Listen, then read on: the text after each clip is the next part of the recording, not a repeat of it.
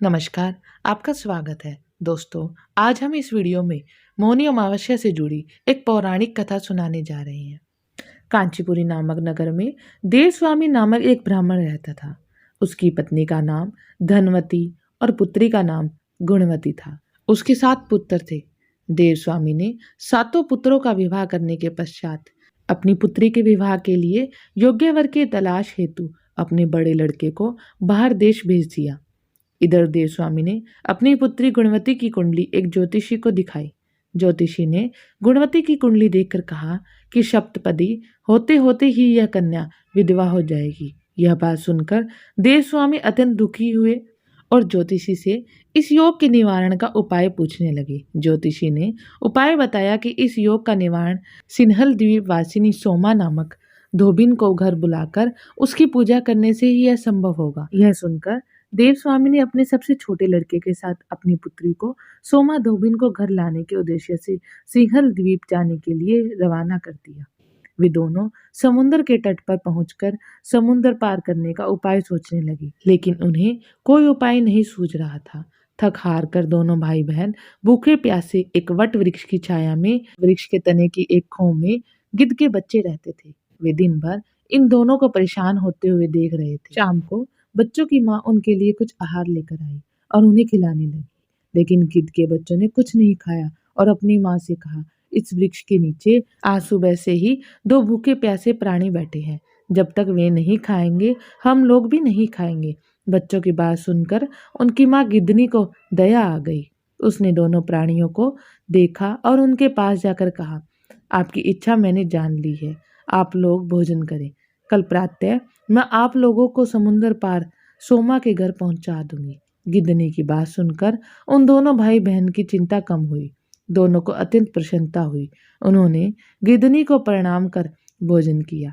प्रातः होते होते गिद्धनी ने उन्हें सोमा के घर पहुंचा दिया। वे दोनों पास के ही जंगल में झोपड़ी बनाकर रहने लगे।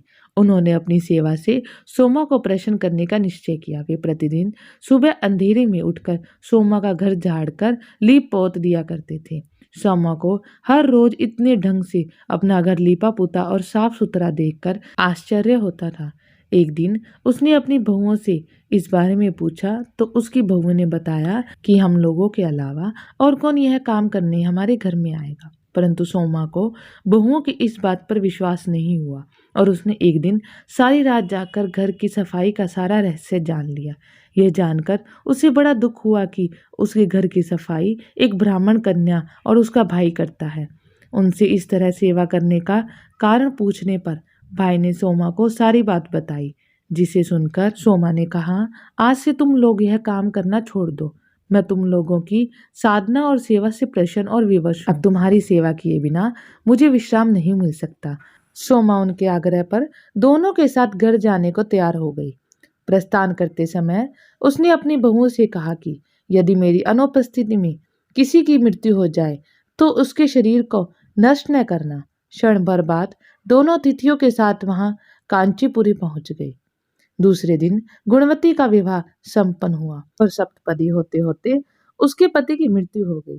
सोमा ने अपने संचित पुण्य का फल गुणवती को दान कर उसके पति को जीवित कर दिया और उन्हें आशीर्वाद देकर सिन्हल द्वीप के लिए रवाना हो गई। संचित पुण्य क्षीण होने से सोमा के पुत्र, दामाद और पति की घर में मृत्यु हो गई। यह जानकर नया पुण्य संचित करने के उद्देश्य से वह रास्ते में एक जगह रुकी। नदी के तट पर स्थित एक पीपल के वृक्ष की छाया में भगवान विष्णु का पूजन किया और पीपल के वृक्ष की 108 परिक्रमाएं की। इतना करना था कि सोमा के पुत्र, दामाद और पति जीवित हो गए और उसका घर धन धान्य से भर गया। इस प्रकार निष्काम भाव से सेवा करने का उत्तम फल सोमा को प्राप्त हुआ। अतः सभी को इस कथा से शिक्षा लेनी चाहिए और यही इस व्रत का लक्ष्य भी है। इस प्रकार मौनी अमावस्या की कथा पूर्ण हुई। यदि आपको वीडियो पसंद आई हो तो वीडियो को लाइक और चैनल को सब्सक्राइब जरूर करें। धन्यवाद।